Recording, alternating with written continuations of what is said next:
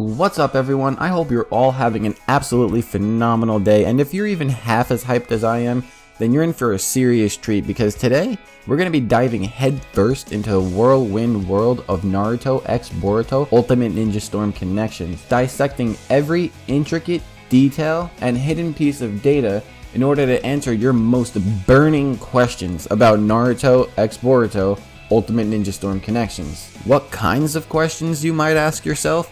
Well, we're going to be answering questions like, why does this game feel so unpolished in some areas? Why aren't we seeing more Boruto era characters, even if it's just DLC? And the biggest question that I can think of, is this the last Storm game in the series, or is there something more on the horizon? So buckle up because we're about to break it all down. This is Naruto X Boruto Ultimate Ninja Storm Connections Explained. Before we actually jump into the video itself, I just want to say I put a lot of time and effort putting all of this together, so if you enjoy the video, please take a second to hit that like button, subscribe, and hit that bell so that you don't miss future uploads. With that being said, let's get right into it. Let's kick things off by answering the biggest question first. Is this the final Storm game?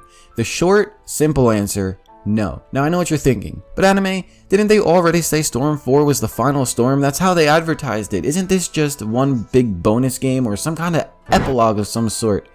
And that is a great question. And the answer actually lies right in the title itself, along with some data from previous Storm games. You see, previous games were called Naruto Shippuden Ultimate Ninja Storm, but this one kind of changed course a little bit.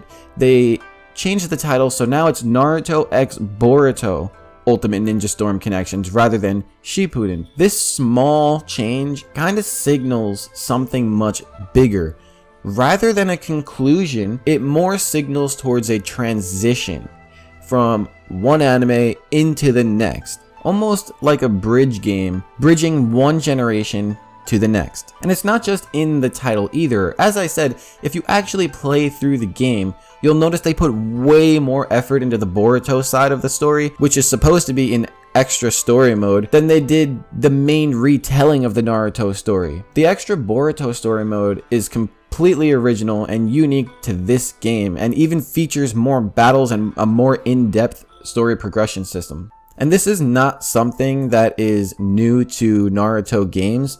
Naruto Storm games have been putting in unique episodes or game exclusive anime content for a while now. Done it with Madara, they've done it with Itachi, they've done it with a couple different characters, giving us content that is solely unique to the game itself. All of this kind of feels like more of a send-off to Naruto and a setup for Boruto. I think it would be pretty safe to bet that the next Storm game will likely ditch the Naruto name altogether and go full Boruto branded. A complete shift. And honestly, if you think about it, I personally don't think the title Boruto 2 Blue Vortex Ultimate Ninja Storm 5 sounds too bad. Doesn't sound too crazy, does it? Plus, that popular Naruto reboot theory that's floating around the community that fans got from an interview in 2023 with the lead producer, and the reboot just doesn't really make too much sense in my opinion, especially with the way that, you know, Boruto has gained traction. I think they're gonna go more in the Boruto direction, which we'll talk more about very soon. Alright, so we've established that this is more of a transition into the Boruto era. But if that's the case, then why aren't we getting more Boruto content? Why does this feel like the game kind of teased us with a few characters with DLC, and then just kind of circled back to old Naruto stuff with Kurenai? And that's another great question.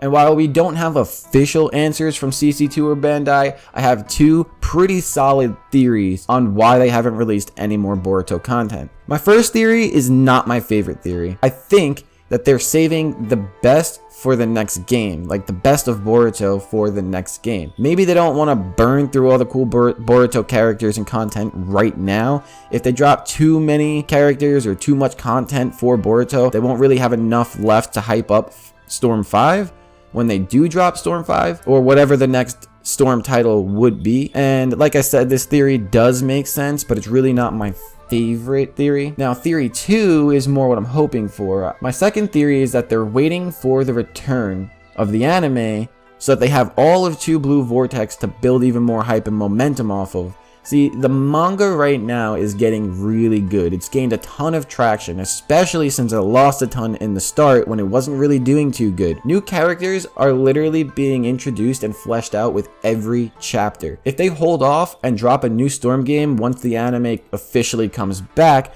the timing could be perfect and the hype for the game would be fed by the hype for the anime. That is my second theory. I think that would be the most intelligent plan for them to pursue another Storm game. Okay, so with all that being said, let's move on to the final question, and maybe the most controversial question at that.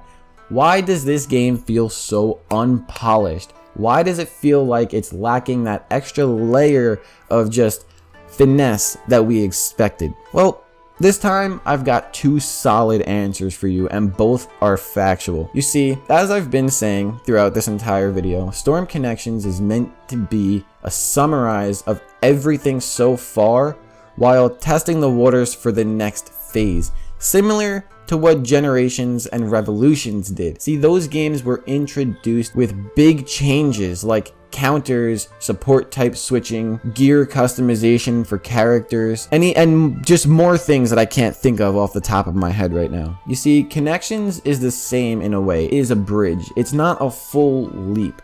And because of that, it will never really be perfect. It was never really meant to be perfect. It was meant to give us something fresh and new to play, to enjoy, while also getting us hyped and prepared for the next big thing. You see, the second reason is the more controversial reason that I was talking about. And this isn't anything new. The online functionality for Storm games has always been extremely rough. And sadly, they learned nothing from past games. There's still lag, there's still poor matchmaking, and there's still a very clunky netcode that's plagued this series since the beginning. And now, in Connections, it's back in full force. And for a modern fighting game, it's something that's very hard to look past and ignore. So with all of that said, I think I've pretty much answered every major question surrounding this game. What is it? Why is it the way it is, and what might we be getting in the future? But if you have any questions that I did not cover, feel free to drop them in the comments, and if I get more than 3, I'll make a part 2.